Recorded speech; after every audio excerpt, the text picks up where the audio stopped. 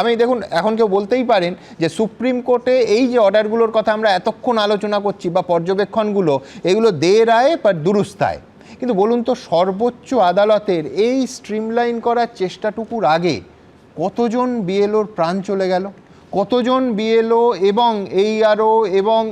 অন্য আধিকারিকরা অসুস্থ হয়ে পড়লেন, কতজনকে হয়রানির শিকার হতে হলো।